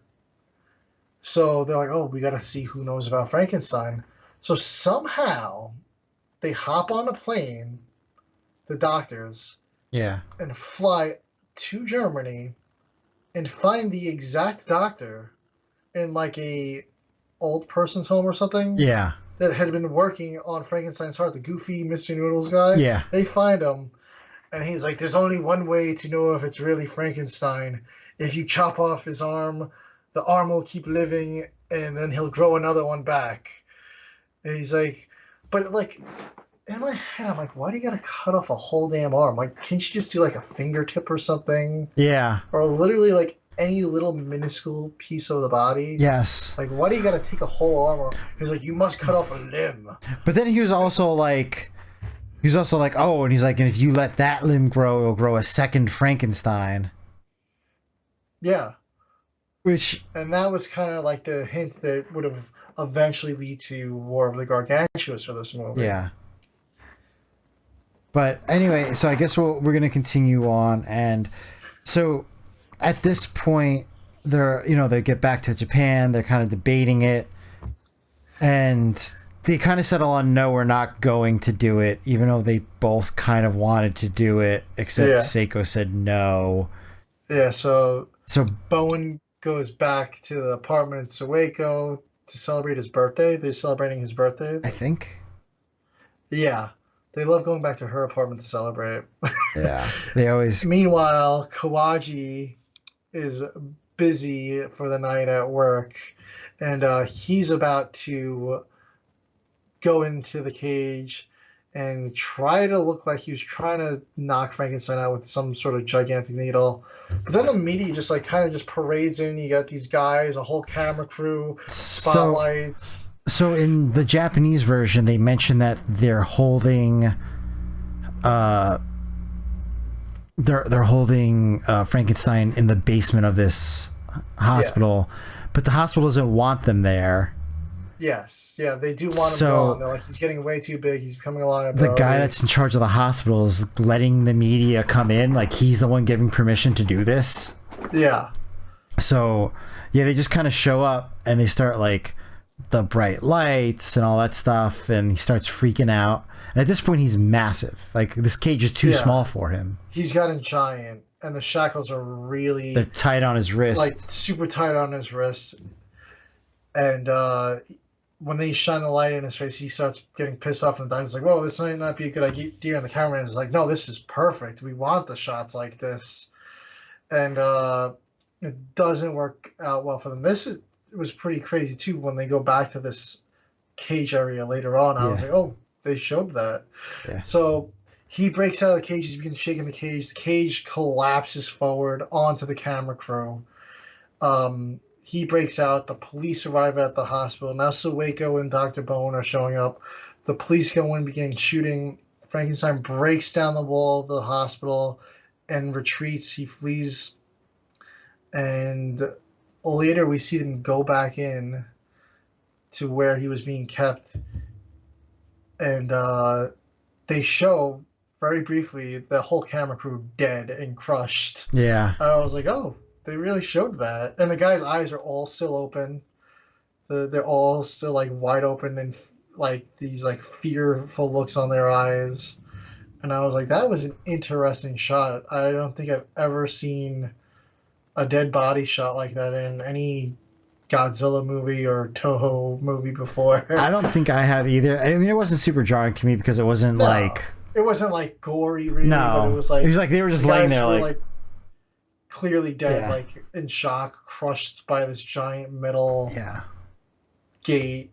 And he also has this, like, a brief moment where he sees, like, Seiko at her apartment and he's standing outside. Yeah, that was a really and then he kind of like goes away. I don't know if they're trying to do some type of, like, King Kong vibe or something, but that's what I got from that. But, like, they never, like, that's kind of not the nature of, like, the character. So I don't know, like, maybe he was going to her to be like, can you help me type of thing. Yeah, like, she was, like, more motherly to him than anything. Yeah, like, because it was never like that. It was always, like, she was the only person that kind of took care of him.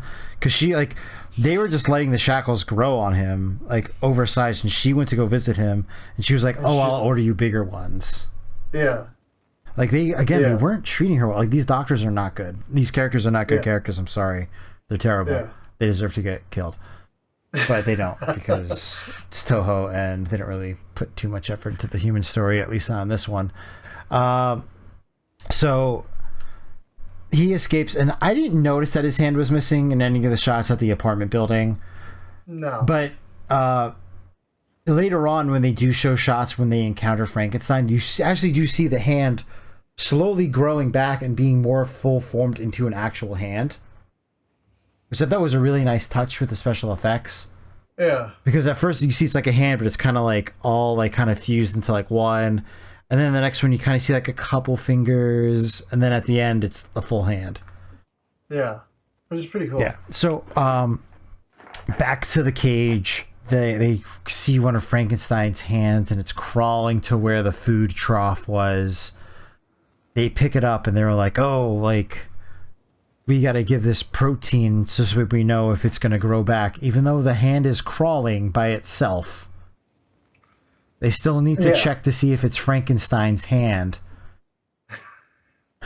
So they put it in this protein pit, and it just continues to grow, and it's thriving.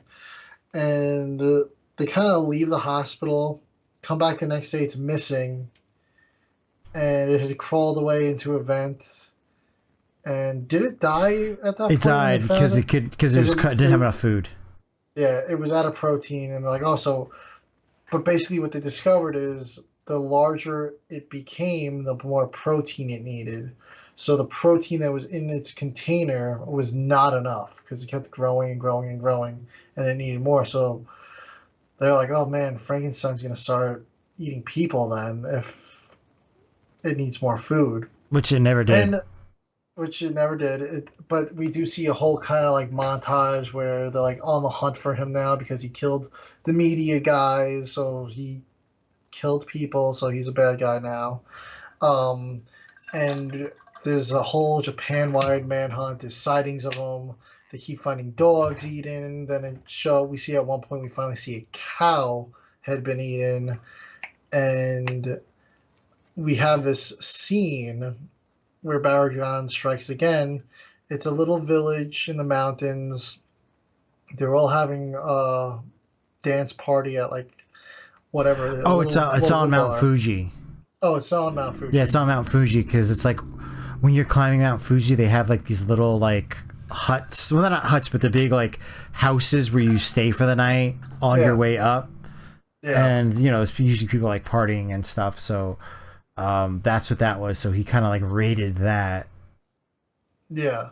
Well, he didn't though. It was Baragon. Yeah, Baragon. Yes. Yeah, Baragon raided it and ate all the villagers and went back underground.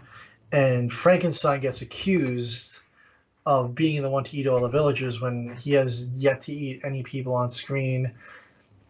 The doctors are a little skeptical because they were like, based off the current sightings, it's way too far away for him to be in that village that quickly because he had eaten cattle here and that village is all the way over here. Yeah. They're like, we're kind of skeptical of him, but they go there. There's nobody there. And we do get a little scene of Frankenstein's like trying to just hunt birds in the woods, trying to catch giant boars. So Frankenstein's just kind of living off the land here. Yeah, you see him slowly transition from his clothes to more like animal hides. Yes. And yeah, so we get a couple more scenes of Baragon. The scientist gets in contact with him again, the same one that was with Frankenstein's heart and warned them about. And he's like, hey, like, you know, like, I think I might have seen something. Like, I think that I agree with your hypothesis that there might be a second monster. Yeah. And this is when he retells the whole oil refinery story where he saw Baragon, but he thought he was seeing things. But he was like, you know what? Maybe there really is something underground.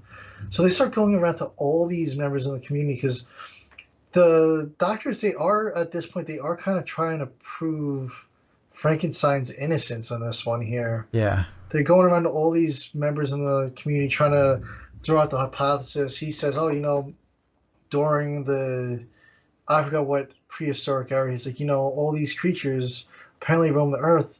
A lot of them disappeared. He's like, because of the global climate change and everything. He's like, what if they burrowed underground and hibernated under there for years, and maybe one came back up now and is attacking the village? And they're like, oh, that is a good theory, but I don't think so. No, Yeah. not a chance. Slim to none. Slim to none. And then we see this whole, like, what was that? It was like a mining town or whatever near Mount Fuji. Yeah. And there's this whole crew. They, like, go into the cave.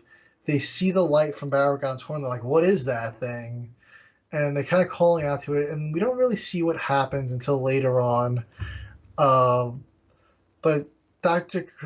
Kawhi's going around, and the doctors are like, they're suspecting Frankenstein in the mountains in this other area, not where that village attack was. They've been dropping food, and Frankenstein is collecting the food, but they just haven't found him, which to me sounds insane. I'm like, at this point, Frankenstein's huge. How do you not see this giant thing walking through the woods? And then they literally drop food, and then he, like, comes out as they're flying away. It's like, you telling me you didn't look back at that food, or even just hang out around the food? Like, they're like, oh, all right, we dropped the food, we're good, let's go. Like, why didn't you scope out the food for, like... Yeah, because isn't that the whole point? Maybe even, like, 10 minutes would be cool if you didn't even want to hang out. Like, they're like, oh, we drop it, let's go. Like, what's the point of dropping it and not seeing if anyone comes out? Like, they flew away. He comes out. They're literally still in the frame while he's picking up the food. Yeah. And they're like, yeah, we didn't see anything. Yeah. And then I feel like this movie kind of just ends. The ending is rather abrupt. I feel that way with a lot of Toho movies, though. Like, I feel like they start with, like, a solid story, and then they're like, wait, we're telling too much story, we gotta close this thing off, we're running out of time. So they're walking in the woods, they're trying to find Frankenstein, and then Dr. Kawaji's just like, when I find Frankenstein, I'm gonna kill him because everybody else is gonna kill him anyway, and at least we can get his heart and use his cells. And then, like, Bowen just kind of like, okay, I guess. Like, but yeah, like he's like kind of like not with it, but just kind of just like not against it. He's like, yeah, I guess you're right.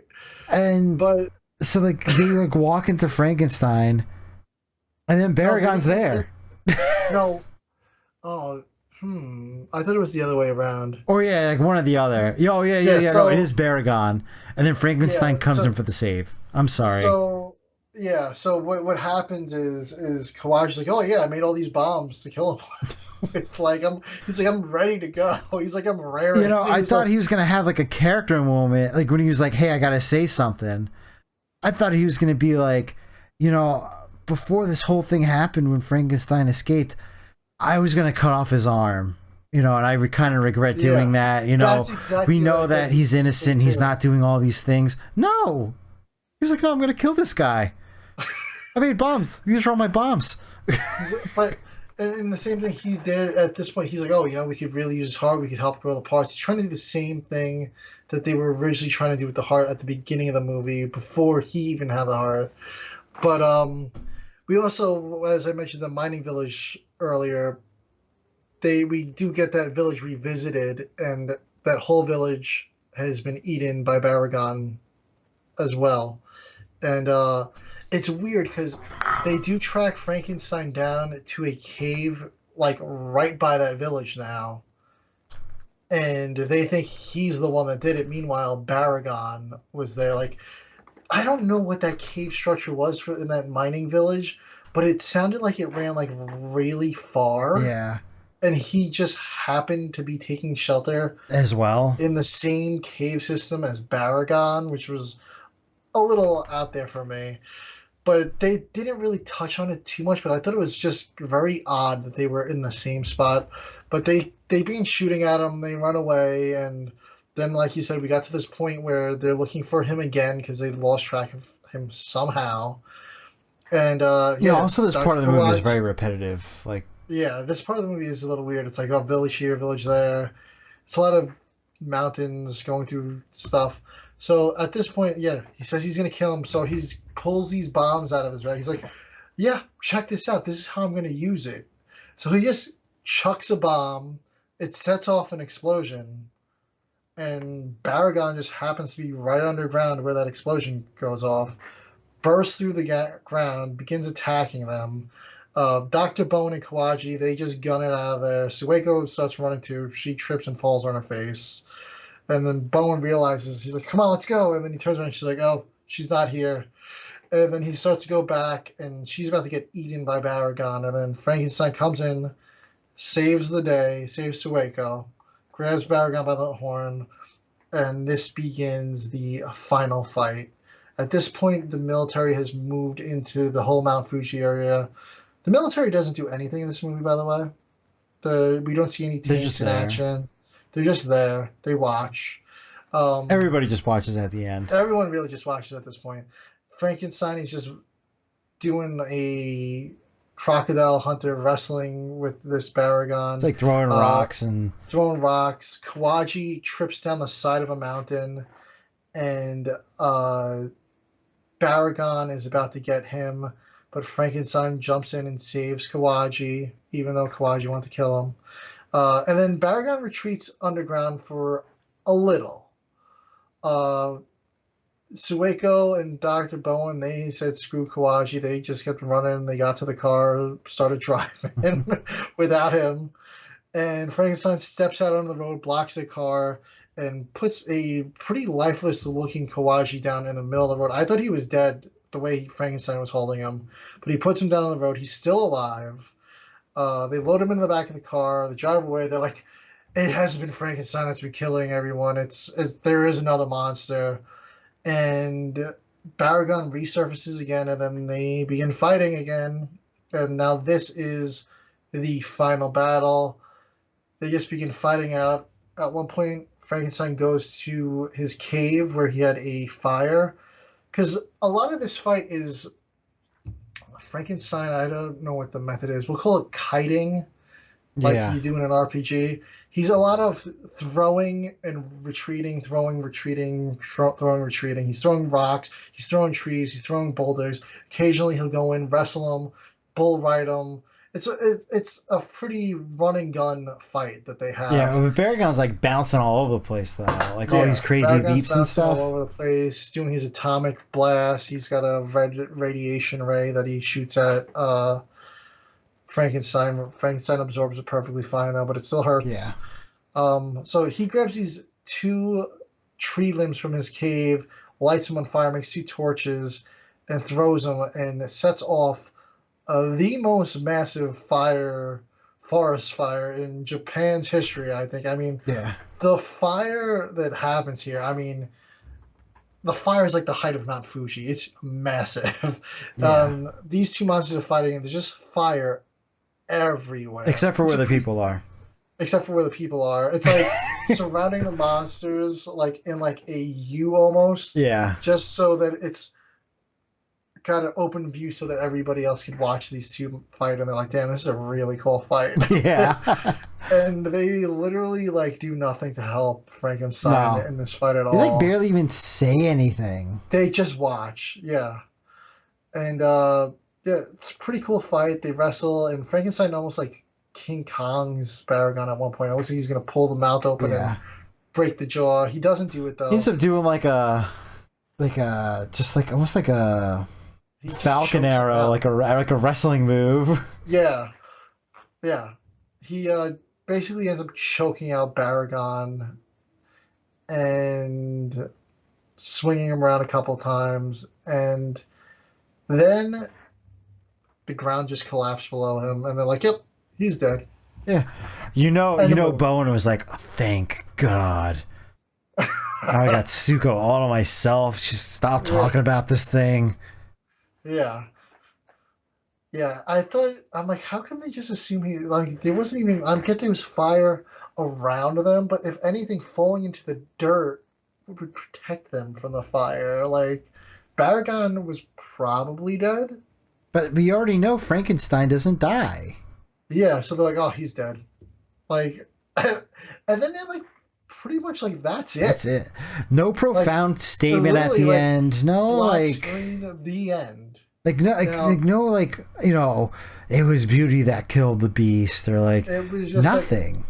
Yeah, it was extremely abrupt. It was like Rush Hour 3 abrupt ending. Yeah. Like, it's just like, boom, it's over. So I watched this on my Plex server, and I have a bootleg version on Blu-ray. It has the Japanese Blu-ray, it has the American DVD release, and it has the Blu-ray version of the octopus ending. So I accidentally loaded the octopus ending when I first watched it, and then I'm watching it and I'm like, I kind of remember him, like, from the clips that I've seen, like, he falls into the ground. Why is he walking towards the water? And then a giant octopus flies out and drags him in, and he drowns to death. And then it kind of just ends there, too. So obviously I backed out and went into the proper ending. And then it's just like, they just add an extra minute of octopus. Like, so Udaku makes another appearance. And takes down the lead monster. Just like in Here There Be Dragons. Another monster. So Godzilla defeated Ebra. Udaku jumped in for the finisher on the main guy and did it again here. Yeah. So when I didn't realize that that's how the octopus ending was, and I'm like, so Here There Be Dragons, issue 4, did a Frankenstein Conquers the Earth alternate ending reference. I know, right? And like, we just completely unplanned set this up. It really was. I was like, damn, I did not know that that's what the octopus ending was. Like, I was like, oh, there's this octopus fight. I've always seen it brought up about this movie. I've never actually seen it. And it's funny that they accidentally did air the octopus ending once in Japan. Yeah. Like, the company that was showing it on TV just had the wrong tape. Somehow got given the wrong tape, and people were like so like confused by it when it aired on TV. They're like, what they were like, that's not the ending. That's not what we saw in the movie theater. Yeah. So the story behind this ending is they shot the movie, they sent it to America, because this is at the age when Toho was kind of co-producing these movies for an American audience. It's 11 years after Godzilla. They saw what the success of importing that movie was. So they're like, oh, like, let's co-produce it. That's why Dr. Bowen is there, and it's he's the G-Man, you know? It's and this is why they wanted the octopus. Yeah. Because they loved the octopus scene in King Kong versus Godzilla. So they were just like... So they're like, we want that again. Yeah, just throw an octopus in there. And they're like, but we already shot the movie. Like, we'd have to get everybody back for the octopus scene. Did. And they did. So they spent a bunch of money. They reshot this octopus scene, sent it back to America. You know what? The octopus just kind of comes out of nowhere. It doesn't really make sense for the story. It's like they were like, can you just shoehorn an octopus in there for us? Yeah, and they were protesting. They were like, no, we're not doing this. And they're like, hey, we're putting up the money for this. You have to do this. Yeah. We this is a co-production. Yeah. We want an octopus ending. And then they ended up hating the octopus ending. They didn't use it. But what I still haven't seen the octopus ending. How did you feel about the octopus ending versus the regular ending? Did it really make a difference, or it was just kind of like... It was random as hell, but so was the ending of this movie. It really is. It's a very abrupt ending. So the ending is, with the octopus ending, it's to the point where he's like sticks his hands up, and that's when he goes into the... So the octopus ending, he sticks his hands up, turns, walks towards the water, and then an octopus comes out and drags him into the water. It's like almost like he walked into like a spider's web or something. He's walking, then all of a sudden, just octopus on the face. It was just like there. It was they were both random endings. They weren't good, and when this movie started out, I was like, wow, I'm like, they're really telling a story here about mental health, and how we need some reform and how we need to take it better, and they're trying to do something here. And then they take this crazy turn. Yeah, they took an absolute crazy turn. They're like, yo, you thought we were doing storytelling. Yeah. So, I mean, the only thing that I can think about this is that if you want to look at it as a War of the Gargantuas prequel, which in my eyes it is, the octopus ending would sort of work with saying, all right, that's how the Frankenstein cells ended up in the water going downstream to the ocean, and we got Gyria. But, I mean, it could just, Frankenstein was in the mountains all this time. He could have had pieces break off. The fight with Baragon, body parts could have flew everywhere. Could have got crushed by the earth going in or something. Yeah. I really wish they would have acknowledged War of the Gargantuas as a legit prequel to this movie. It is I really enjoy Frankenstein Conquers the World. I think it's a great movie. I think it really is a great setup to War of the Gargantuas. I feel the same way too. It's like I like this movie. I don't like the human characters. I feel like they don't have any development whatsoever for the human characters. They're kind of just there. Yeah. And then it just kind of ends. It's almost like they had... It's extremely abrupt ending. It's almost like they had like 75% of the idea. And they were just like, we don't really know what else to do. Like, it's kind of ended. They could have had said the beauty that kills... It's beauty that killed the beast type of thing, where have something like... Or it would have been like, oh, we thought he was a savage, but really he was a hero the whole time. Some sort of realization. They were just like, yeah, he's dead. They're like, oh, we wish we would have treated him better. We should have given him the benefit of the doubt. We shouldn't have treated him like an animal. Yeah. Like, oh, look at this compassion that he's showing us. Yeah. But you didn't get any of that. Yeah. Really. And I thought that's where they were going. I mean, they were like, yeah, it wasn't him. There's another monster. But then they, don't, They're still going to kill him with a bomb. They still don't really acknowledge it. Then they're like, yeah, he's dead. That's, all they got to say about... That's all they got. They had nothing on the topic. They had, no final nice words for him or anything. They were just like, yeah, there he is. He's dead. Well, that was weird. Yeah. Just that hole just open up in the ground? There's literally... You saw where he went. He has an undying heart. He's in the ground. You're telling me. How far down could he have gone? Exactly. 20 feet? The whole military. So you telling me you can't get the excavation crew to dig that crap up? They don't have mining in Japan? They literally were in a mining village. Yeah, they were. I get the ground collapsed because Baragon's been digging all these holes underground. Sure. How far down did they go? It is a very frustrating ending. It's very frustrating, honestly. I think we kind of joked earlier, oh, they should do a remake or -1. They should do a reference. But I kind of wish they would. Kind of just redeem this. Yeah. It's a really good movie. Yeah, it's got flaws for sure. It definitely does. But I think this is probably my third or fourth time seeing it. I would like to see this redone proper. Yeah. Put a real story behind it. Yeah, absolutely. It had all the workings for it. It really did. But I mean, like I said, I still enjoy it. Yeah, it's a fun watch. The fight, right? The fight with Baragon's great. Absolutely epic, excellent. But the Baragon scenes are very well played.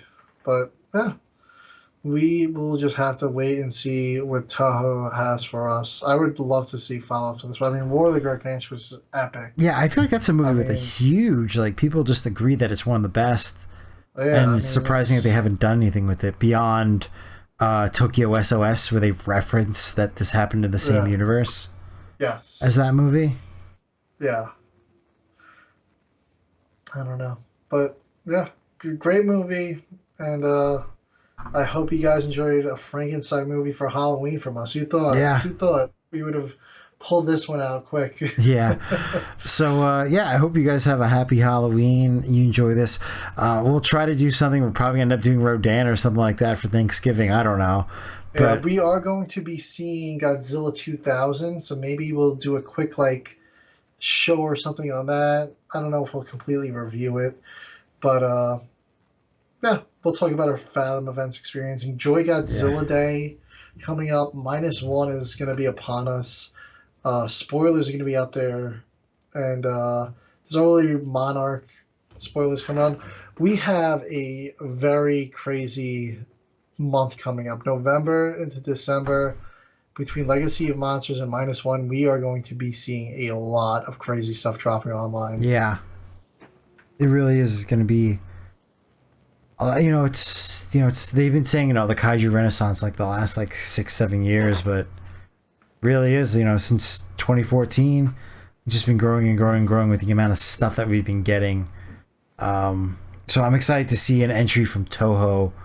I know they've done Shin Godzilla and all that stuff, but like this seems big.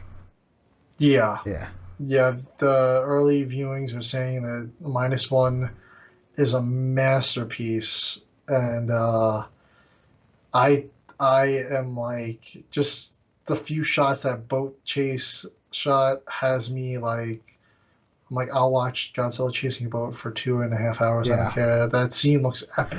We better get at least I honestly I want a 4K of this movie. It just looks so Yeah, good. it does. And that's why we're going to go see it in theaters, because it might be the best we ever Yeah. see it. I am really pissed at Beyonce for stealing those IMAX screens, because I was looking and I'm like, she's in all the Regal theaters. I don't know. We might need to go to somewhere I different wonder if than Regal Cradle to see has this it. one. I don't know if Cradle has it. I was also, they have that Screen X. I don't know if there's theaters that are going to be having it here showing that. There's the 4DX. I'm like, tickets are going on sale on November 3rd is when they're going on sale on Godzilla Day. So I am going to be looking like a madman that morning or at Yeah. midnight to see who's showing it and how they're showing it. I was kind of hoping they would do a early screening on the 29th or something, like Thursday night, but it doesn't look like that's going to happen. We'll see what happens. I might be taking off that day to go see it. I know you're off on Fridays. So I am off on Fridays. I might, if it falls right and with the kids' schedule picking them up from school, I might be down to go seeing it for a matinee. Yeah. If that's going to be my best chance at seeing it on a really big screen. I want to see it on a big screen. I want to see it on something better than a standard movie theater screen. Yeah. But yeah, really looking forward to this year of Godzilla. We got the 69th anniversary next week, and they are going full force into the 70th. I'm excited. I feel like Toho's coming around finally. I think, I think they got a little burnt out with the Millennium series, and they kind of got a little like, oh, let's just license it out and not do it ourselves. Yeah. And like, oh, this guy wants to do his own Godzilla movie. Let's let him do it in Japan. I feel like this is like the first time they're like, hey, we're back. Yeah, this looks absolutely epic. It's gonna be like, after seeing this movie, I feel like Godzilla Kong New Empire is gonna have a very difficult job. That's what I was saying, because I know I've heard people done test screenings already, and they've done 2 already, and it's been relatively well received. Same thing with Monarch. But I'm just like, I just have this existential dread of like, what if this sucks? It's had positive reviews. One of the recent reviews was that it had pretty good human characters, and that it was a hysterical movie. They apparently went very Showa with it, and apparently it's a pretty funny movie. So it's going to be a completely different tone. Maybe that's the direction that they need to go with it. And not everything needs to be super serious all the time. Godzilla vs. Kong was good, but yeah, I think some of the parts that hit best were the human comedy moments. Yeah. The kaiju stuff in that movie, I felt like was very lacking as far as like the storytelling with that. Like, I felt like it was very like, oh, these are dumb animals. They're fighting. They're alpha versus Alpha. They have to be alpha. Yeah. The whole alpha thing was really kind of like... It made sense for Godzilla versus King Ghidorah, kind of. You know, it kind of added a bit of mystique to it. Yeah. But I think it had this whole Kong thing, and it was really weird. I wish they would have explained what happened to Skull Island better. I wish that they would have explained the Kurosawa thing better. I wish they would have kind of not just completely misled Kong. Like, maybe your family's there. Maybe it's not. I'm really hoping this Monarch thing is like the Clone Wars. Yes. And it kind of was like, all right, here's everything we left out. Everything will make more sense now. That's what I'm hoping. Yeah, me too. That it does. Me too. I'm excited for it. Apple TV usually doesn't miss, so I'm excited for it. I'm really excited for that. Yeah. I don't know how we're going to handle that on the show here, but we might have to do a weekly or something. It probably won't have to be. It probably won't be on the podcast. It'll probably have to be like its own. Yeah, maybe we'll do a quick like short or something. Be like, it's like a quick 20, like a 10, 15 minute, 20-minute review every week. Yeah, just squeeze one in. Yeah. So I know we've gotten way off topic now, but thank you guys for watching, and we will see you guys next time. All right. Happy Halloween.